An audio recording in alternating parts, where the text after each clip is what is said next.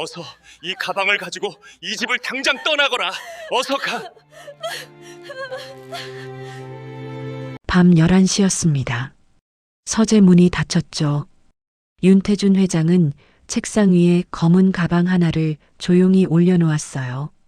맞은편에 선 가정부는 고개를 숙인 채 떨고 있었죠. 오늘 밤 안으로 이 집을 나가게. 회장의 목소리는 낮고 단호했습니다. 독일로 가. 가정부의 손이 치마 끝을 움켜쥐었어요. 회장님, 저는 묻지 말게. 회장은 창밖을 보며 말을 이었죠. 아이를 데리고 가. 그 한마디에 여자의 눈이 순식간에 붉어졌습니다. 하준이를요? 그래. 회장은 마침내 여자를 돌아봤어요. 늙은 얼굴에 후회와 결심이 동시에 어려 있었죠. 이 집은 이제 너무 위험해. 가방 안에는 생존할 돈과 열어보지 말아야 할 서류, 그리고 훗날 열어야 할 작은 상자가 들어 있었던 거예요. 대체 무슨 일이 있었을까요? 평범한 가정부가 회장의 손자를 데리고 외국으로 떠나야 하는 이유 말이에요. 시작하기 전 잠시만 구독과 좋아요, 그리고 사랑의 댓글 정중히 부탁드립니다. 그럼 이 이야기 시작하겠습니다. 이 이야기는 몇 달 전으로 거슬러 올라가는데요. 그로부터 석 달 전이었죠. 윤태준 회장은 그날도 늦은 밤까지 서재에서 일을 하고 있었어요. 큰 저택이었지만 가족은 뿔뿔이 흩어져 있었고 불은 환하게 켜져 있어도 집안은 늘 쓸쓸하기만 했죠. 서류를 덮고 복도를 걷는데 어디선가 낮은 노랫소리가 들려왔어요. 회장의 발걸음이 멈췄습니다. 자장가였어요. 그 노래는 세상에서 딱 한 사람만 부르던 노래였는데 그 사람은 이미 죽었다고 믿어왔던 사람이었죠. 소리는 손자 하준의 방에서 들려오고 있었어요. 방문은 반쯤 열려 있었습니다. 회장은 문 앞에 가만히 서서 안을 들여다봤죠. 5살 하준이 바닥에 앉아 블록을 쌓고 있었고 가정부 지혜가 아이 옆에 무릎을 꿇고 앉아 조용히 노래를 부르고 있었어요. 잘 자라, 우리 아가. 회장의 손끝이 미세하게 떨렸죠. 지혜의 목소리는 높지도 낮지도 않았어요. 마치 오래전부터 그 노래를 불러온 사람처럼 자연스러웠죠. 멜로디도 정확했고 박자도 틀리지 않았습니다. 하준이 노래를 따라 흥얼거렸어요. 아줌마, 이 노래 또 불러? 지혜는 고개만 끄덕였죠. 응. 이 노래 부르면 하준이 잠잘 자잖아.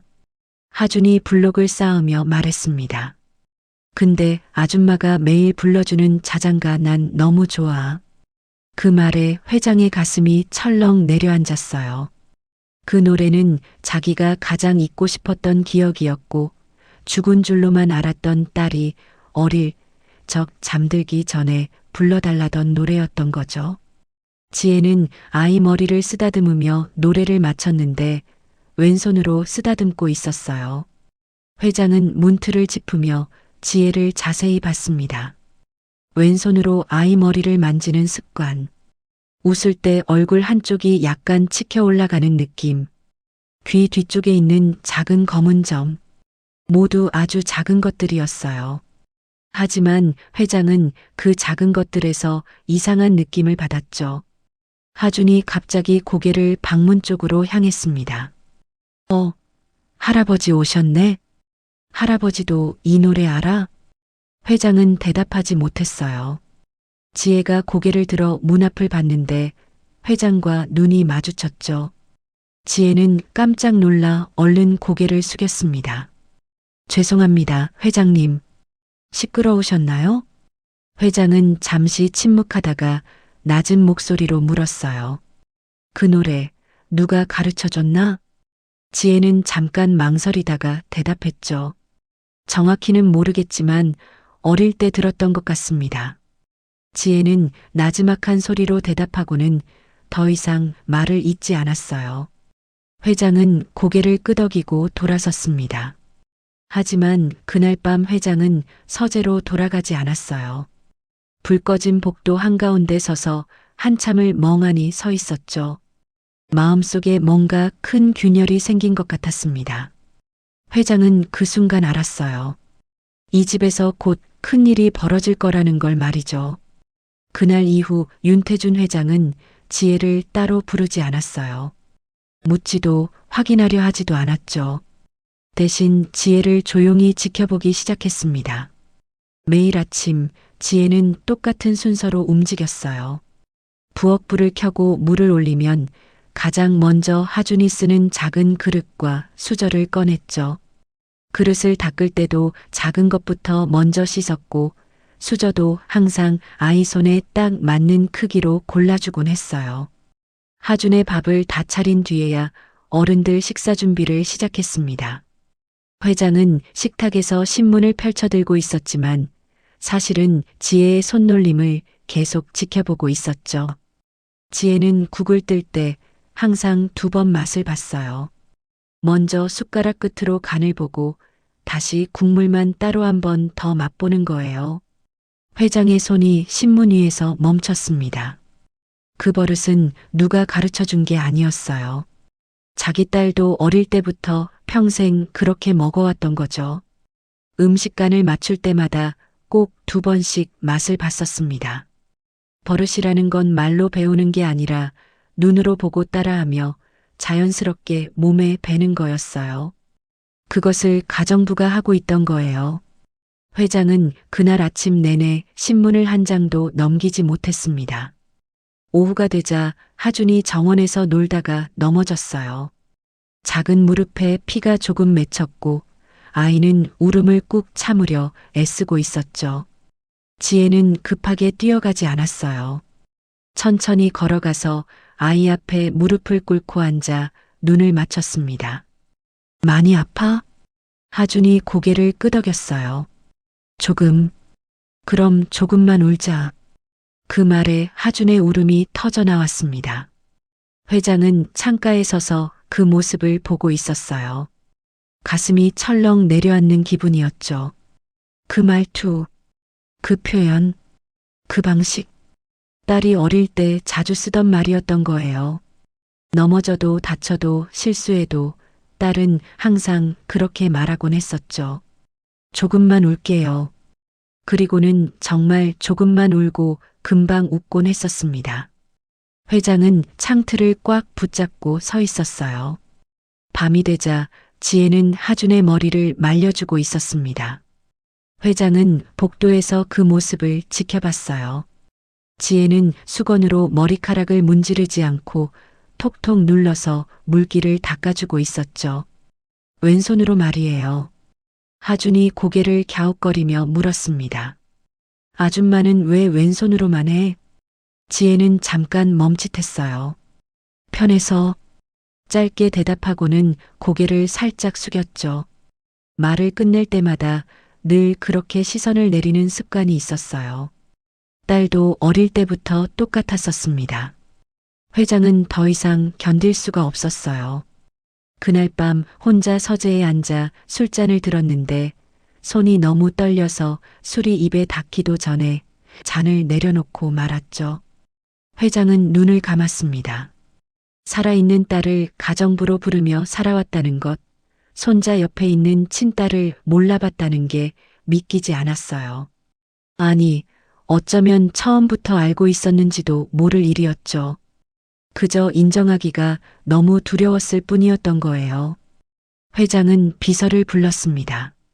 조용히 처리해야 할 일이 있네. 이틀 뒤 밀봉된 서류 봉투가 회장의 서재로 배달됐어요. 회장은 한참 동안 봉투를 들여다보다가 천천히 뜯었습니다. 종이 한 장이 나왔죠. DNA 검사 결과 일치율 99.9%. 숫자가 눈에 들어왔어요. 친자였습니다. 회장의 손에서 종이가 떨어졌어요. 주저앉듯 의자에 앉았죠. 살아있었던 거예요. 딸이 정말 살아있었던 겁니다. 그것도 이 집안에서 매일 보던 곳에서 아무 말 없이 아이를 돌보고 있었던 거죠. 회장은 두 손으로 얼굴을 감쌌어요. 울음이 목구멍까지 치밀어 올랐지만 소리는 내지 않았습니다. 그날 밤 회장은 DNA 검사 서류를 금고 깊숙이 넣어뒀어요. 아직 꺼낼 때가 아니었던 거죠. 이 집은 지금 아이와 지혜에게 너무 위험했습니다. 아들 도윤은 회사 일과 밖에 일에만 빠져 있었고 곧 새 며느리가 들어올 예정이었어요. 그 여자가 들어오면 모든 게 달라질 거였죠. 회장은 그날부터 때를 기다리기로 했습니다. 아버지로서가 아니라 딸과 손자를 지켜야 할 사람으로서 말이에요. 관찰은 이제 보호로 바뀌기 시작했던 거죠. 오랫동안 병으로 누워있던 하준의 엄마가 떠난 날은 비가 오지 않았어요. 그래서 더 이상했죠. 우리만 남은 집인데 하늘만은 끝까지 맑았던 거예요. 하준 엄마는 출산 후 몸이 회복되지 않았고 병원을 오가며 몇 년을 버텨왔지만 결국 이기지 못했습니다. 장례가 끝난 뒤 사람들은 하나둘 집을 떠났어요. 검은 옷을 입은 사람들이 저택을 나서며 고개를 숙여 인사했지만 아무도 진심으로 슬퍼하는 것 같지 않았죠. 형식적인 위로, 의례적인 눈물, 그저 해야 할 일을 끝낸 사람들의 표정이었어요. 지혜는 검은 옷을 갈아입지도 못한 채 하준의 손을 꽉 붙잡고 있었습니다. 아이의 손은 유난히 차가웠어요. 하준은 한마디도 하지 않았죠. 엄마가 어디로 갔는지, 왜 안 돌아오는지 묻지도 않았어요. 5살 아이가 이미 다 알고 있는 것처럼 보였습니다. 그날 새벽이었어요. 병실에는 산소 기계 소리만 낮게 울리고 있었죠. 하준의 엄마는 이미 말을 잇기도 어려운 상태였어요. 창밖으로 첫 새벽빛이 들어오고 있었지만 병실 안은 여전히 어두웠습니다. 지혜는 침대 옆에 서서 아무 말도 하지 못하고 있었어요. 무슨 말을 해야 할지 몰랐던 거죠. 그때 여자의 손이 지혜의 소매를 붙잡았습니다. 지혜 씨, 목소리는 거의 들리지 않았어요. 지혜는 얼른 고개를 숙여 귀를 가까이 댔죠. 하준이 부탁해요. 그 한마디였습니다. 지혜의 눈이 흔들렸어요. 제가 어떻게... 여자는 고개를 천천히 저었죠. 이 집엔 저 사람들밖에 없어요. 잠깐 숨을 고른 뒤 남은 힘을 다해 말했습니다. 저 사람들은 제 아들을 가만히 두지 않을 거예요. 지혜는 그 말의 뜻을 묻지 않았어요. 물으면 안 된다는 걸 알았던 거죠. 제가 할게요. 지혜는 나지막하게 대답했습니다. 약속처럼, 결심처럼요. 여자는 그제야 손을 놓았어요.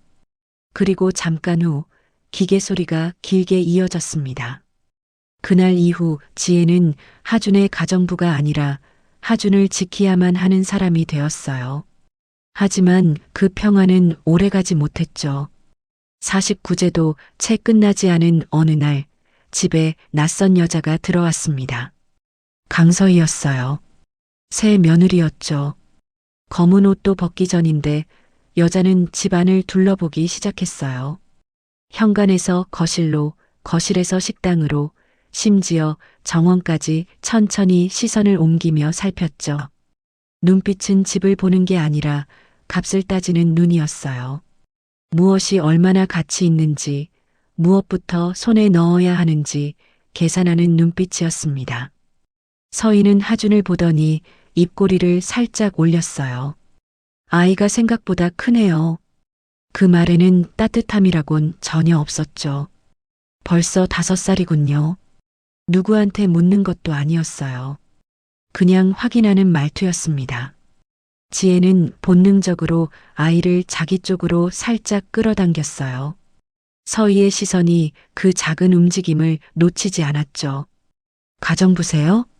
지혜는 고개를 숙였습니다. 네.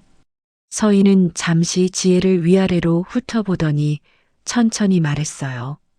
오래 계셨나 봐요. 잠깐 멈췄다가 다시 말을 이었죠.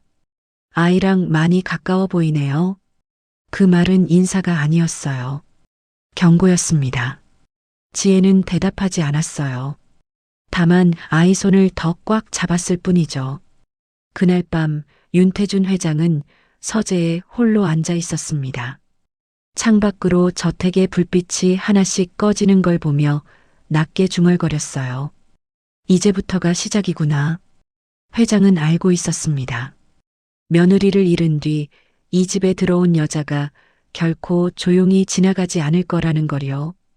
그리고 그 불길이 가장 먼저 삼키려 할 사람이 누군지도 알고 있었죠. 회장은 금고를 열어 DNA 검사 서류를 꺼냈어요. 그 위에 새 메모 한 장을 덧붙여 적었습니다. 준비를 시작한다. 시간이 얼마 남지 않았던 거예요. 서희가 처음으로 목소리를 높인 건 아주 사소한 일 때문이었어요. 이게 뭐예요? 식탁 위에 놓인 하준의 밥상이었죠.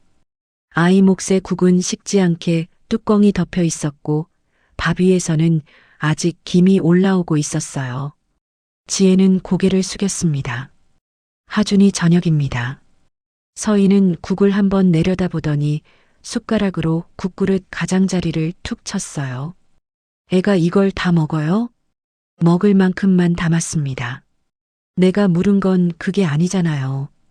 서희의 시선이 천천히 하준에게로 옮겨갔죠. 아이는 밥숟가락을 들고 움직이지 않았어요. 서희의 눈치를 보고 있었습니다. 이제 이 아이도 내가 돌봐야 할 아이예요. 지혜의 손이 살짝 떨렸어요. 하지만 아직은 뭐요? 서희가 웃었습니다. 입은 웃었지만 눈은 차갑기만 했어요. 상황이 바뀌었는데 아직도 예전처럼 할 생각이에요? 그 말에 하준의 손에서 숟가락이 떨어졌죠. 짤깍 소리가 났습니다. 아이는 고개를 푹 숙였어요.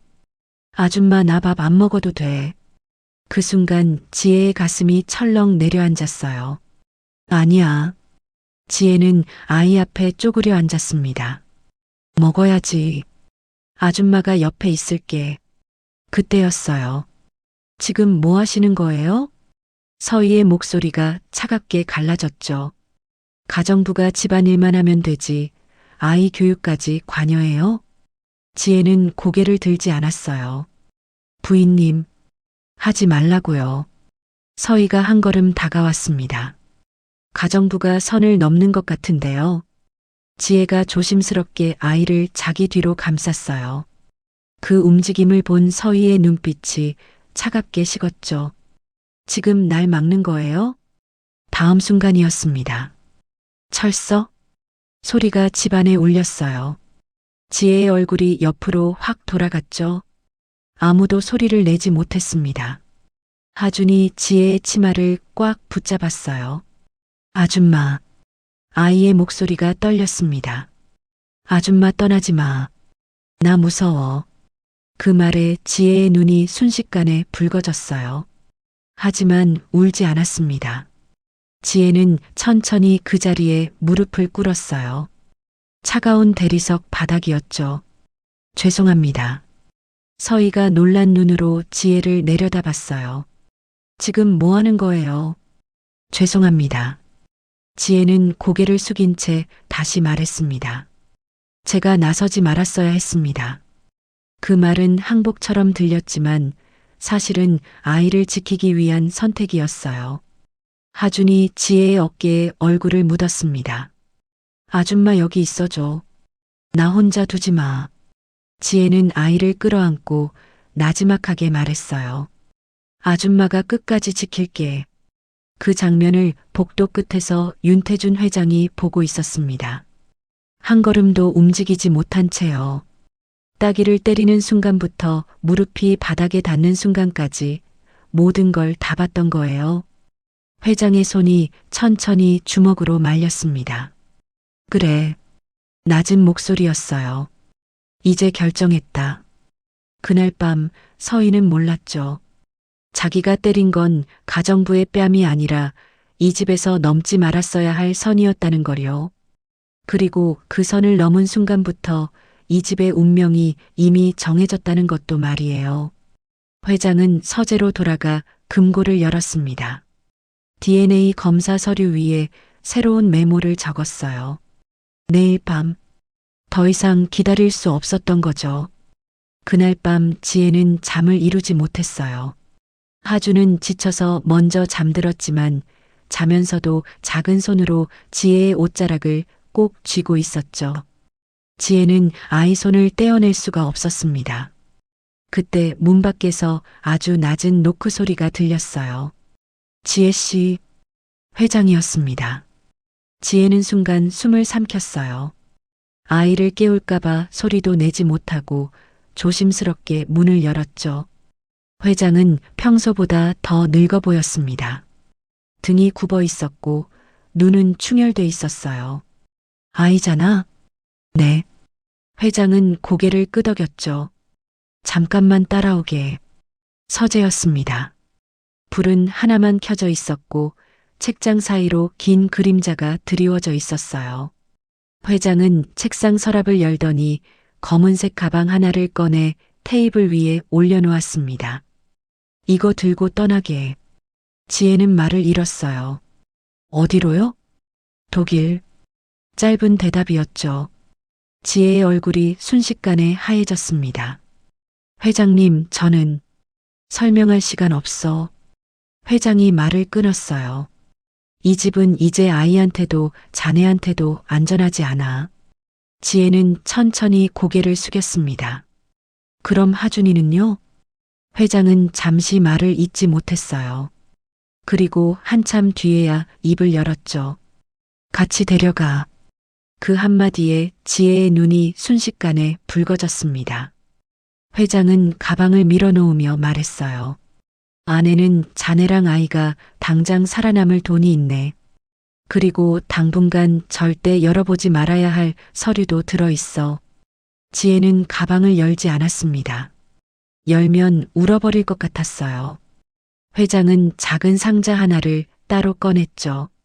손바닥만 한 나무 상자였습니다. 이건 하준이 20살 되면 둘이 같이 열어보게. 지혜의 손이 상자를 받는 순간 떨렸어요. 왜요? 회장은 지혜를 오래 바라봤습니다. 그리고 끝내 그 말을 입 밖으로 꺼내지 않았어요. 딸이라는 말 대신 딱 한마디만 했죠. 살아남아라. 지혜는 그제야 알았습니다. 이건 쫓아내는 게 아니라 지키기 위해 멀리 보내는 거라는 걸요. 지혜는 천천히 고개를 숙였어요. 네. 그 한마디에 모든 감정이 담겨 있었습니다. 서재 문을 나서기 전에 회장이 낮게 말했어요. 아이 앞에서는 절대 울지 마라. 지혜는 고개만 끄덕였죠. 그날 새벽 지혜는 하준을 깨웠습니다. 하준아, 우리 여행 갈 거야. 하준은 졸린 눈으로 물었어요. 아줌마, 그럼 여기 다시 와? 지혜는 잠깐 멈췄다가 아이를 안았습니다. 와, 거짓말이었어요. 하지만 아이를 지키기 위한 거짓말이었죠.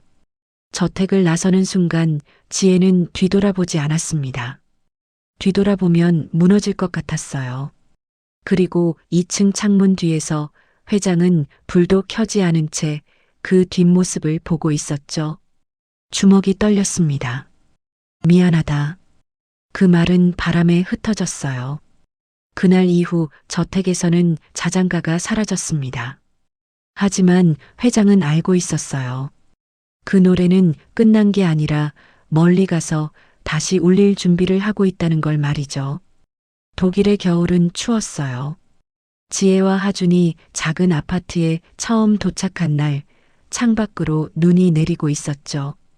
가방 속 돈은 생각보다 많았지만 지혜는 아껴 써야 한다는 걸 알고 있었습니다. 다음 날부터 지혜는 청소 일을 시작했어요. 새벽같이 집을 나서 저녁 늦게 돌아오곤 했죠. 손은 거칠어졌고 허리는 자주 아팠지만 지혜는 한 번도 힘들다는 말을 하지 않았어요. 하준은 그런 지혜를 조용히 지켜봤습니다. 아이는 어느새 말이 없어졌고 혼자서도 잘 지내는 법을 배워갔죠. 아줌마, 나 혼자 있을 수 있어. 7살 하준이 말했어요. 괜찮아. 기다릴게. 지혜는 아이 머리를 쓰다듬으며 나갔습니다.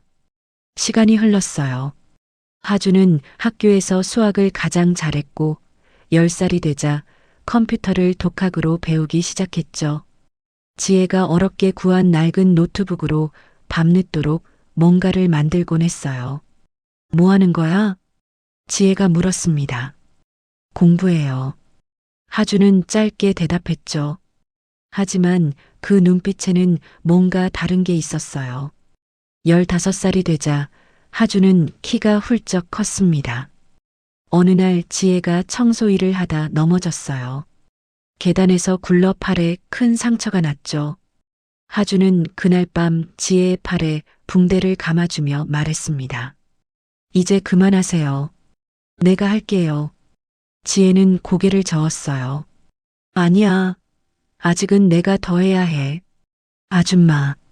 하준이 지혜의 손을 잡았죠. 저 이제 애 아니에요. 그 말에 지혜는 아무 말도 할 수 없었습니다. 하준은 그날부터 컴퓨터 수리 일을 시작했어요. 독일어와 영어, 한국어를 다 할 수 있었고 프로그래밍도 뛰어났죠. 돈이 조금씩 들어오기 시작했습니다. 20살이 되자 하준은 완전히 달라져 있었어요. 키는 180이 넘었고 어깨는 넓어졌으며 목소리도 낮아졌죠. 어느 날 저녁 하준은 지혜 앞에 낡은 신문 스크랩을 펼쳐놓았습니다. 한주그룹 관련 기사들이었어요. 할아버지가 살아계세요. 하준이 조용히 말했죠. 알아. 지혜가 대답했습니다. 돌아갈 거예요? 하준이 물었어요. 지혜는 한참을 침묵했습니다. 우리가 왜 여기 온 줄 알아? 알아요. 하준은 고개를 끄덕였죠. 위험해서요. 그래. 지혜가 말했어요. 그 위험이 사라지지 않았어. 하준은 컴퓨터 화면을 켰습니다. 화면에는 한주그룹의 주식 구조, 이사회 명단, 경영진 정보가 빼곡히 떠 있었어요. 사라지게 만들면 되죠. 하준의 목소리는 차분했습니다. 지혜는 그제야 알았어요. 이 아이가 지난 15년 동안 무엇을 준비해 왔는지 말이죠. 넌 아직 어려. 20살이에요. 하준이 말했습니다. 할아버지가 주신 상자 20살에 열어보라고 하셨죠? 지혜는 가슴이 철렁 내려앉았어요. 상자. 그 작은 나무 상자를 지혜는 15년 동안 한 번도 열어보지 않았습니다. 하준은 일어나 방 안쪽 서랍을 열었어요. 그리고 그 상자를 꺼내 탁자 위에 조심스럽게 올려놓았죠. 이제 열어볼까요? 하준이 지혜를 봤습니다. 지혜의 손이 떨렸어요. 두 사람은 그 작은 상자 앞에 마주 앉았습니다. 15년 만에 다시 고향으로 돌아갈 준비가 시작되고 있었던 거예요. 지혜와 하준은 작은 상자 앞에 마주 앉았습니다. 15년 동안 단 한 번도 열어보지 않았던 상자였어요. 하준이 천천히 뚜껑을 열었죠. 안에는 서류 2장이 들어 있었습니다. 첫 번째 서류, DNA 친자 감정 결과. 하준의 손이 멈췄어요. 일치율 99.9%. 그 밑에 두 사람의 이름이 적혀 있었죠. 윤태중과 윤지혜. 지혜는 숨을 멈췄습니다. 하준이 천천히 지혜를 봤어요. 아줌마가 할아버지 딸이에요? 지혜는 고개를 끄덕일 수밖에 없었죠. 그럼 엄마는? 동서였어. 지혜가 나지막하게 말했습니다. 내 고모였던 거야. 하준은 잠시 아무 말도 하지 못했어요. 그리고 두 번째 서류를 펼쳤습니다. 후계자 지정서. 회장이 직접 쓴 글씨로 빼곡히 적혀 있었어요. 윤지혜를 한주그룹의 정식 후계자로 지정하며 그의 보호 아래 있는 윤하준에게 경영권 이양을 허가한다. 날짜는 15년 전 그들이 떠나던 바로 그날이었죠. 하준의 눈빛이 달라졌습니다. 돌아가야 해요. 너무 위험해. 지혜가 말했어요. 그래서 준비했잖아요. 하준이 노트북을 열었습니다. 지난 15년 동안 제가 뭘 했는지 보여드릴게요. 화면에는 주식 거래 내역이 떠올랐어요. 한주그룹 주식을 조금씩 모아온 기록들이었죠. 현재 제 지분은 15%예요.